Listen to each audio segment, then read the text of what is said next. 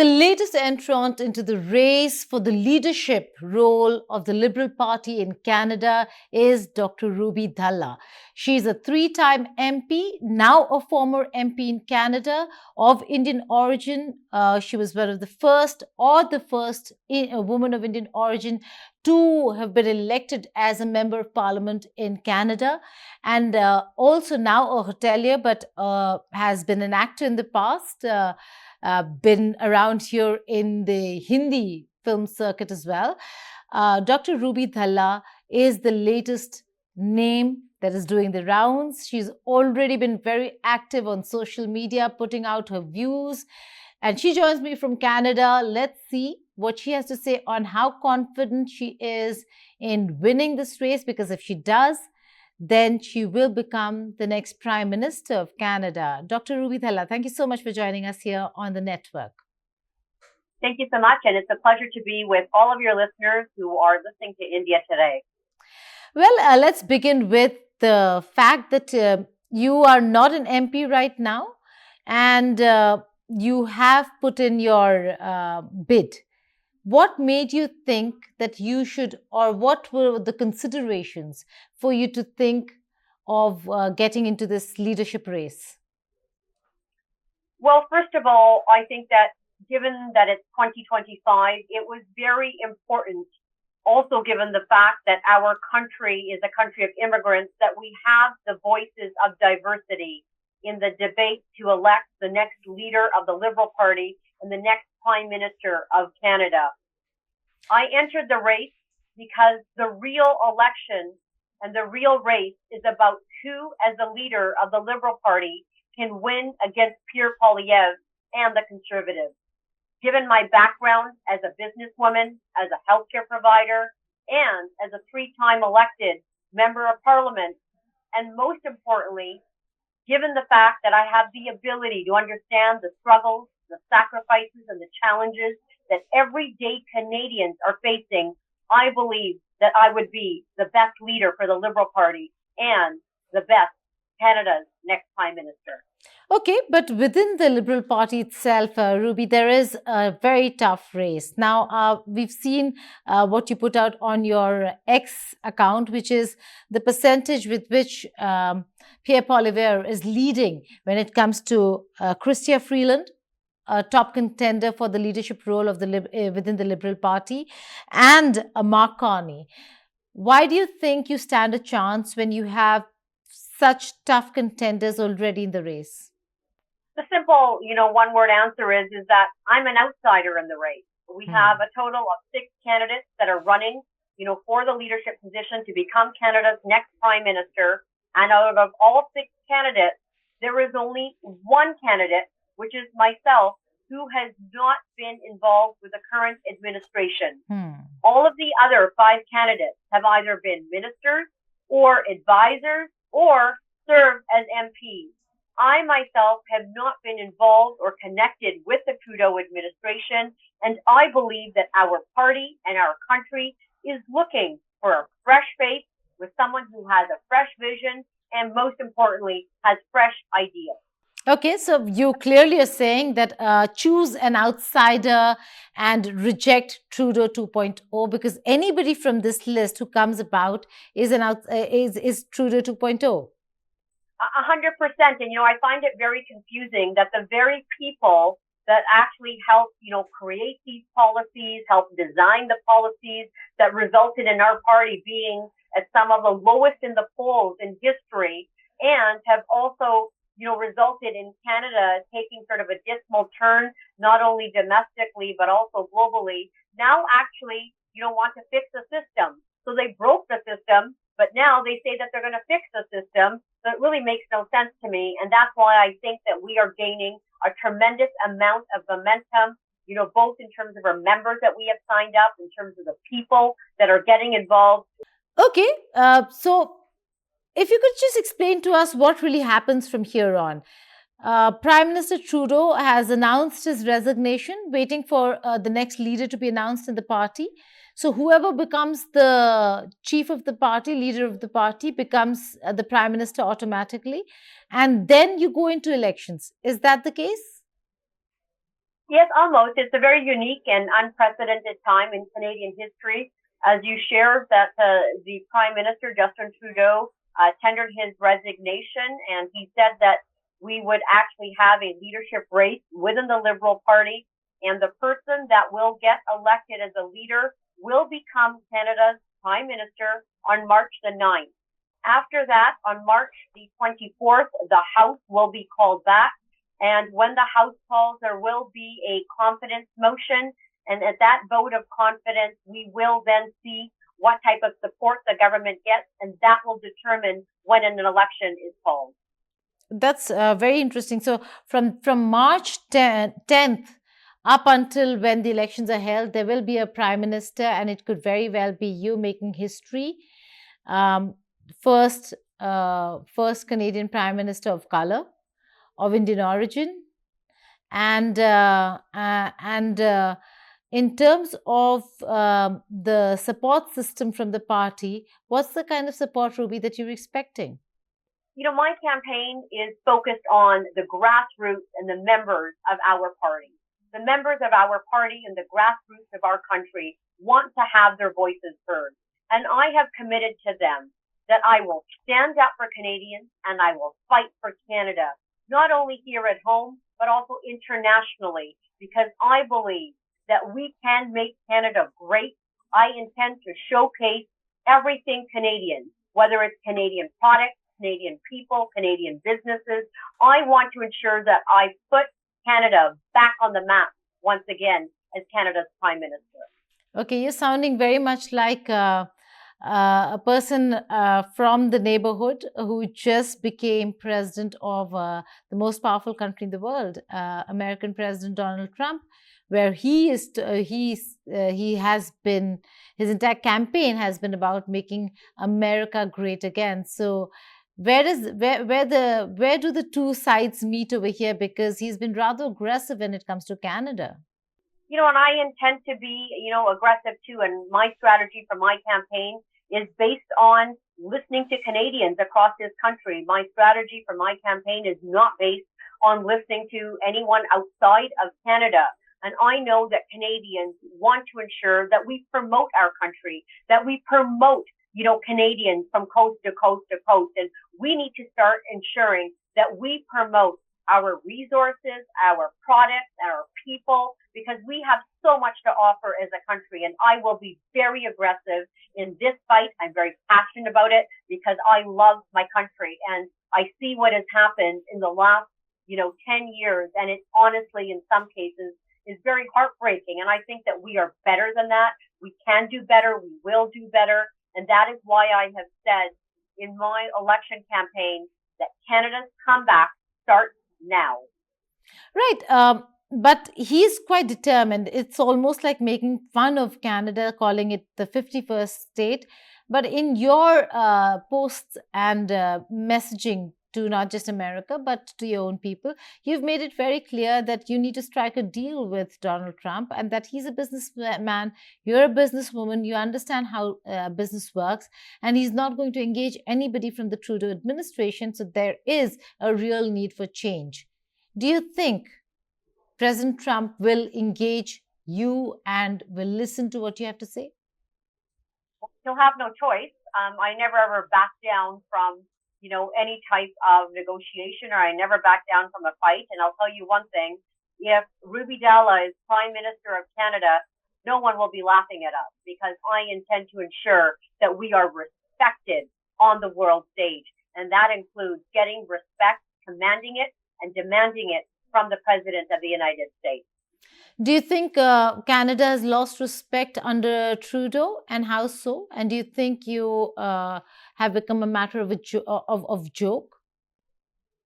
Well, it is unfortunate that when, the president of another country is saying that, oh, why doesn't Canada become the 51st state? Well, that to me is complete nonsense. I intend to ensure that I protect Canada. I will fight for our country, and I will also fight for Canadian jobs and Canadian workers.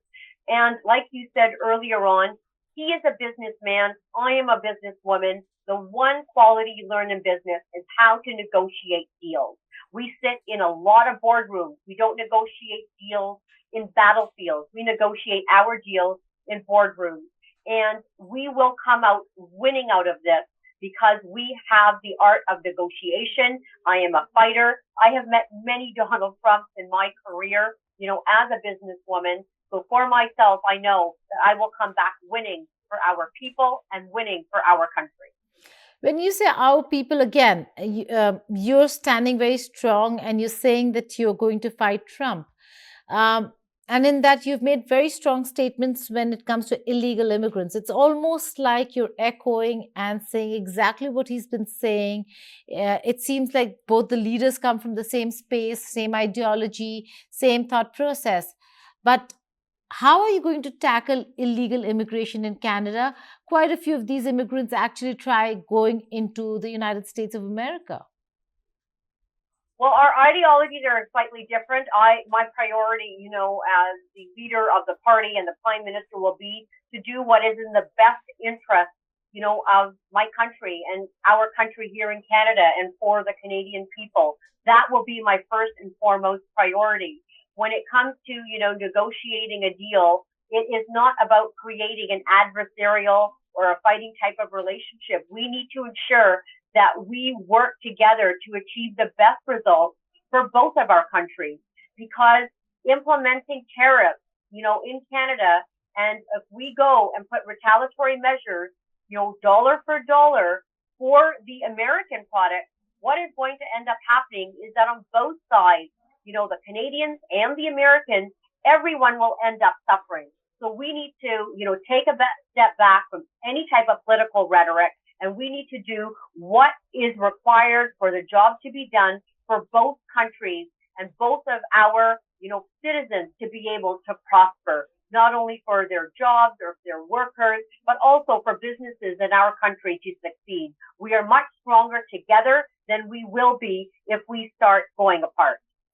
Okay, but when you talk about tackling illegal immigration and that everybody would be sent back, you do realize and understand that there'd be a lot of Indians who'd be impacted by this. How do you propose to handle the situation with Indians, illegal immigrants, illegal Indians in Canada, and how that could impact ties with India, which is already at its lowest right now? Well, first of all, this is not directed or targeted to any one community. The second, premise of your question was that all immigrants would be sent back. That is completely false. My policy announcement that I No, I said all illegal. I said all illegal immigrants. I didn't say all immigrants. No. So the premise, of going on to your question, the policy announcement that I did make was on illegal immigrants that have entered the country. We have many opportunities and avenues for people to come and to immigrate in Canada, whether it's through family reunification, whether it's through economic investment, whether it is in regards to a studying process or a work permit. There are many, legal means by which people can enter Canada. If anyone has come to Canada illegally or is in Canada illegally, or if anyone has come through, or via human traffickers, I intend to clamp down on human traffickers, and if they are here illegally or have come here illegally, I, as Prime Minister, will deport them. Okay, that's a very, very strong statement coming in. And do you expect cooperation from India on that front? Because India's already promised cooperation with the US on this front. Yes, I don't believe that, any country can dictate to another in terms of what their domestic policies, should be. However, I can tell you that I don't think anyone is in favor of having people in a country that are there illegally. And if they're there illegally, then we need to ensure that they're no longer here. I think that we are a country, that is home to millions of immigrants. We have been built on the hope and the hard work of immigrants. I myself am the daughter of immigrants. There's no issue with immigrants. There's just an issue with people that are coming and staying illegally. All right, then how do you see relations with India? Just broad basing it a bit, because you've been part of the party and you've seen the recent dip in ties. Rather, it's a plunge to a place where it seems right now like as though it is a point of no return. But where do you see and how do you see Trudeau's handling of relations with India? Have not been the prime minister, so I have not been privy to information or the security clearances that the prime minister has, for which he's gone on to make statements. And on March the 10th, I will be better suited once elected, hopefully with all of the support of members across the Liberal Party as a leader and as the prime minister. So I would be able to comment further, but I can say to you on a very high level that when you take a look at Canada, we have millions and millions, of very, very successful people who have, India as their origin, and they've all come from India. And my mom came from India. So I think that we have a very large Indian diaspora that has contributed to the success of our country here in Canada. There is also a great deal of attachment that diaspora has to India. Whenever there is a wedding or a function or an event or funerals, so many people are going back because their original ancestral homes, their family homes are there. And I have always been the believer in trying to build relationships, not break relationships. And that is why I think that it is very important that we work with our Indian diaspora and also the many pension funds in Canada that are invested in India, that we work with those pension funds, that we work with the people in Canada to build a stronger trade and economic relationship with India. Do you still have family back home here in India, Dr. Dhalla? My Nanaji, my grandfather, actually immigrated to the UK in the 1950s. So I only have one cousin, that is left in India, in Punjab. But everyone else is in Canada for many, many years. So I do go back, quite often.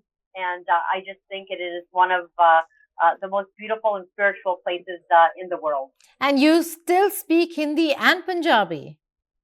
Hindi bhi aati hai, Punjabi bhi aandi hai. So I think it's very important to be connected, to your language. And my mom always says that she is a very proud Canadian. She loves Canada, but they always have India in their heart. That's lovely to know. I will ask you a few things that you could say in Hindi later, but before that, let's come to the more serious issue between India and Canada, and that has to do with the Khalistani problem, the concerns that India has when it comes to Khalistani elements in Canada. Prime Minister Trudeau was not really cooperative when it comes to Khalistani elements. The idea and the view that they had on freedom is very different and freedom of speech is very different from how India looks at certain aspects and elements as real security concerns. In the recent past, some of the organizations actually have threatened Indian diplomats, have vandalized Indian places of faith and religious institutions. What do you have to say about Trudeau's handling of the Khalistani issue? Would you have done it differently? Would you do it differently? Once again, I'm not privy to the information that he has, seen from different agencies as Prime Minister of the country. But I do want to say, for myself, is that I do not tolerate any type of, violence. I do not believe that because of someone's religion or belief, that they should be subject to any type of violence, extremism, any type of hate. We just do not have, room for that in Canada. I think I, can reiterate once again that it is very important for us to have a united Canada, to have a peaceful Canada, and no one should be at harm because of their religious beliefs. I also do believe that given, the prowess of India, that Canada and India, working together along with Canada, working with China and Saudi and so many of the other, large scale economies in the world, that we as a country will be stronger for it. And I want to focus the campaign on issues that are impacting Canadians, that are impacting our country. Right. Okay. But in terms of certain aspects, and again, going back to the Khalistani issue, when it comes to a certain case of Hardeep Singh Nijjar's killing, and there has been a very strong view within certain quarters in Canada, but there again, is an entire Indian community that says that, well, the Indian security considerations should have been taken into account. What do you have to say to that? As someone who's running for leader and prime minister of Canada, my first and foremost loyalty is to my country, it's to my people, and I will ensure that I do everything possible to ensure the safety and the protection of all Canadians and of our country. And as I said that, I think some of the information, that you're talking about, you can interview me once, we have a victory and I become, the prime minister, because we will have access to more information. But the safety and security of Canadians and our country will be and has been my first priority. Okay. And has Canada's image taken a hit under Prime Minister Trudeau? Not just not just respecting Canada or not, but has Canada's image taken a hit? I would actually agree, that it has. We take a look at the last sort of 10 years. I was just sharing with someone else earlier that when we used to talk about Canada 10 years back, there was a great deal of respect. And you said that you were from Canada, and they would be like, wow, you're from Canada. That's amazing. And, they would just really embrace Canada, and they would be excited about Canada. And now, 10 years later, when we talk about Canada, people kind of, chuckle and, oh, you're from Canada? And they have that sort of laughter or that mockery. And I want to ensure that as Prime Minister of our country, I bring the respect and the respect that Canada and Canadians deserve, because they need to demand that respect. We deserve that respect. And I will ensure that we work with everyone to highlight and showcase, everything great about Canada on the world stage. It is also incredibly important to bring back the respect of Canada, to ensure that the voice of Canada is listened to on the international stage. The bigger challenge for you will be, apart from the fact that it's a race within a party, should you win, Dr. Dhalla, you will then have to contend with Pierre Poilievre. Do you really think you have it in you? Do you really think that Canada is ready to re-elect the same party because you're representing the Liberal Party? Or is it going to go the Conservative way? Well, I can tell you I've been the subject of many Conservative drive-by smear campaigns from my 3 elections that I did, when I was first running as a member of Parliament. So I am used to these types of smear attacks. I have always kept my campaigns focused on policies, on ideas. I've always kept my campaign focused on what the needs of my constituents and our country is. So I'm used to those, drive-by smears. And for anyone that knows me, I have been working in politics since the age of 14. I have knocked on thousands of doors, worked on hundreds of campaigns. So I can run with the best of them, and I'm a fighter. I'm never one to back down. And I will ensure that we bring to the forefront the issues and the struggles that Canadians are facing, because the election that is going to come up is not going to be about Ruby Dhalla. It's not going to be about Pierre Poilievre. It is going to be about who comes up with the best plan of action and results that Canadians need, because there are so many Canadians out there that are struggling, not only in their day-to-day lives, but they're really just struggling to be heard. So I don't think it is about any one individual. It is about the team. It is about the platform. It is about the policies. And it is about ensuring who is going to get the job done. Okay. A question that we've asked in the past for United States of America, I ask you this. While you've had a Canadian female prime minister, is Canada ready for a woman prime minister of color? Yes, we are. We're all ready to go. We've had tremendous momentum, across the country with people joining the team. We're running a grassroots campaign. You take a look at the other 5 candidates that are running. They have all been involved with Trudeau, either as an advisor, a minister, or an MP. I am the only candidate that has not been involved with the current administration. And people are just wanting a fresh face with fresh ideas, with a fresh voice, with a fresh vision, and someone who's going to stand up and fight for them. At the same time, though, I do want to share, running and making history as the first woman of color to run for our party, to run as Prime Minister in Canada, the first, immigrant multicultural voice, and also the first voice, from as a woman of the Indian community, Indo-Canadian community, running, as leader and as prime minister, there's a lot of challenges on the way, and the bar for women is very different, for women running than it is for the men. And you see that in the type of comments that are made in social media posts. You see that in the type of, commentary that is passed in conversations. And one realizes, and it gives me more strength that we need to keep on moving forward. We need to keep on breaking barriers and trailblazing so that we have other, people of cultural communities in Canada and other immigrant women, that we also have other young people get involved in the political process and in the debate in our country. Okay. Now, just a couple of personal questions, Ruby, if you're okay with that. I just wanted to know your journey. Why politics? I mean, you were an actor, you've done Hindi films, you were already interested in business. Why politics?